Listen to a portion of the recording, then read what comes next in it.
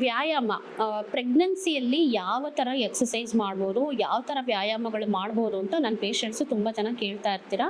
So ಇಲ್ಲಿ ನಾನು ಒಂದು ತುಂಬ ಇಂಪಾರ್ಟೆಂಟ್ ಪಾಯಿಂಟ್ ಮೆನ್ಷನ್ ಮಾಡಬೇಕಾಗಿರೋದು, ಯಾವಾಗ ನಿಮ್ಮ ಡಾಕ್ಟರು ಪ್ರೆಗ್ನೆನ್ಸಿ ನಾರ್ಮಲ್ ಆಗಿದೆ, ಏನೂ ನಿಮಗೆ ತೊಂದರೆಗಳಿಲ್ಲ, ಅಂದರೆ ಬಿ ಪಿ ಇರಬಾರ್ದು, ಶುಗರ್ ಇರಬಾರ್ದು, ಆಮೇಲೆ ಪ್ಲಾಸೆಂಟಾ ಪ್ರಿವಿಯಾ ಅಂತ ಹೇಳ್ತೀವಿ, ಅಂದರೆ ಪ್ಲಾಸೆಂಟಾ ಅನ್ನೋದು ಕೆಳಗಿನ ಭಾಗದಲ್ಲಿದ್ದರೆ ಬ್ಲೀಡಿಂಗ್ ಆಗೋ ಚಾನ್ಸಸ್ ಇರುತ್ತೆ, ಅಥವಾ ಬೇರೆ ಯಾವುದೇ ಥರ ಪ್ರಾಬ್ಲಮ್ ನಿಮ್ಮ ಡಾಕ್ಟರ್ ನಿಮಗೆ ಬೆಡ್ ರೆಸ್ಟ್ ತೊಗೋಬೇಕು ಅಂತೆಲ್ಲ ಹೇಳಿದ್ದಾಗ ಅಂಥವರು ಇಂಥ ಎಕ್ಸಸೈಸ್ಗಳು ಮಾಡಬಾರ್ದು.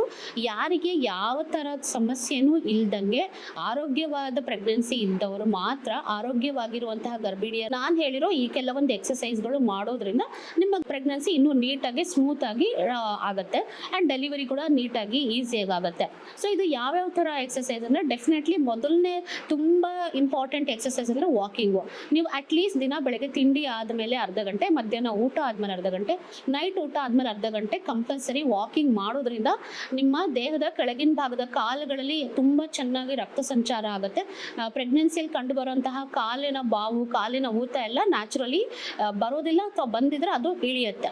ಎರಡನೇದು ದೇಹದ ಮೇಲ್ಭಾಗದ ಕೈಗಳಾಯಿತು, ನೆಕ್ ರೊಟೇಷನ್, ಕುತ್ತಿಗೆ ಭಾಗದ್ದು, ಅವೆಲ್ಲ ಎಕ್ಸಸೈಸ್ಗಳು ನೀವು ಮಾಡ್ಕೋಬೋದು. ಅಂದರೆ 1 kg ಡಂಬೆಲ್ ಅಥವಾ 1 ಲೀಟ್ರ್ ವಾಟರ್ ಬಾಟಲ್ನ ನೀವು ಬಲಗೈ ಅಥವಾ ಎಡಗೈಯಲ್ಲಿ ಲಿಫ್ಟ್ ಮಾಡೋದ್ರಿಂದ ಅದು ಎಕ್ಸಸೈಸ್ ಆಗುತ್ತೆ, ಅಪ್ಪರ್ ಬಾಡಿ ಸ್ಟ್ರೆಚಸ್ ಆಗುತ್ತೆ.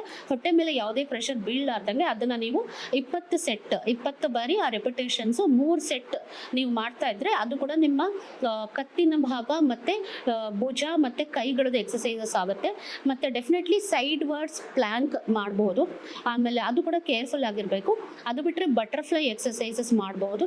ಅದು ಬಿಟ್ಟರೆ ಸ್ಕ್ವಾಟ್ಸ್ ಅಂತ ಹೇಳ್ತೀವಿ, ಜಿಮ್ ಬಾಲ್ ಏನಾರ ಇದ್ದರೆ ನೀವು ಅದು, ಬಟ್ ನಿಮ್ಮ ಜಿಮ್ ಟ್ರೈನರು ಅಥವಾ ಪರ್ಸ್ನಲ್ ಟ್ರೈನರ್ ಏನಾರ ಇದ್ದರೆ ಅವರ ಮುಂದೆ ನೀವು ಜಿಮ್ ಬಾಲ್ ಎಕ್ಸಸೈಸಸ್ ಮಾಡ್ಬೋದು. ಅಥವಾ ನೀವು ಮನೇಲಿ ಒಬ್ಬರೇ ಮಾಡೋದ್ರೆ ಅದನ್ನು ಅವಾಯ್ಡ್ ಮಾಡಿ, ಯಾಕಂದರೆ ಏನೋ ಸ್ಲಿಪ್ ಆದರೆ ತುಂಬ ಏಟುಗಳಾಗೋ ಸಮಸ್ಯೆಗಳಿರುತ್ತೆ.